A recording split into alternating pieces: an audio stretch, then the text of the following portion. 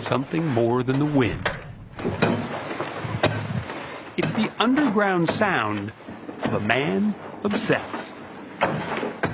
His name is Rob Paulette, who for the past 25 years, with only his dog for company, has been scraping and shaping New Mexico's sandstone into man-made caves of art. Do you think you're obsessed with cave digging? Would you call a child being obsessed with play? You wouldn't use that word obsessed. You know, when you're doing something you love and are drawn to it, you want to do it all the time. So this is sort of the cave staircase, huh? Yeah. He calls them his wilderness shrines, massive in scale, poetic in their design. If his work takes your breath away, well, that's just what he hoped it would do. I see this as an environmental project. I'm trying to open up people's feelings. So you call this one what? I call this the tree of human kindness. This small opening pales in comparison to the cavern he's dug inside.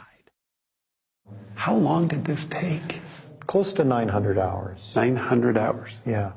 You wanted, though, the sense of sort of being enveloped by a tree. Yes. He sees himself as a magician, playing with space, both big and small, who creates what he calls the cave effect. It has a lot to do with the juxtaposition of opposites. The sense of being underground with light streaming in. The intimacy of being in a cave, yet the columns end up very large, sometimes 30, 40 feet high.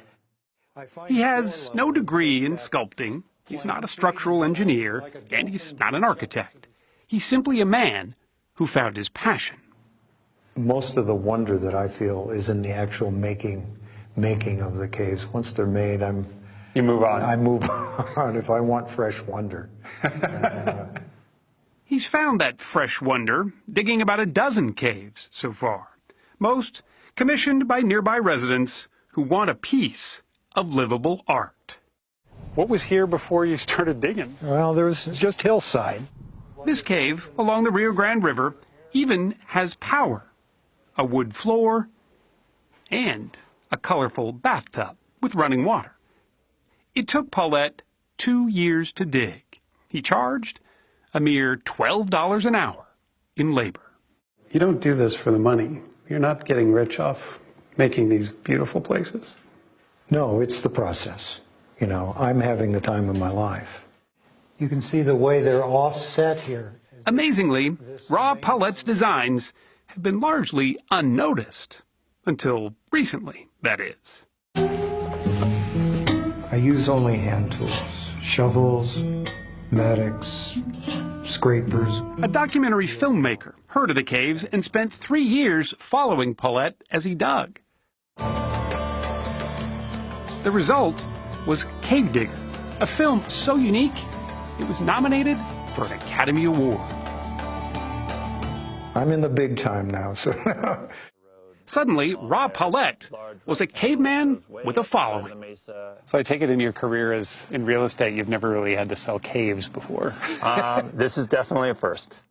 Realtor Tom Abrams is now selling 2 of Paulette's caves, along with the 200 or so acres around them, for close to $1 million. But Paulette won't see any of that money. It all goes to the seller. Does it ever get lonely up here, doing all this work? You know, I'm never lonely. He agreed to show us his latest project. This is the largest thing I've ever done. He calls it his magnum opus. I'm taking all the things that I've learned in all the other caves over the years and finally getting an opportunity to experiment with gilding the lily. His plan is not only to just carve, but paint these sandstone walls, creating what he hopes will be a healing retreat, a community gathering place, complete with a waterfall. Half this room is going to be a pool. Oh my God. And there'll be seating around the bottom.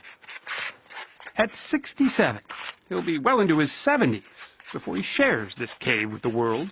He hopes those who come here will find in its solitude what Rob Paulette already has, a sense of peace. and purpose. If there was one simple thing you wanted people to take away from being in one of your caves, what would it be? At least a moment or a length of time in which they had a deeper feeling and deeper understanding of themselves.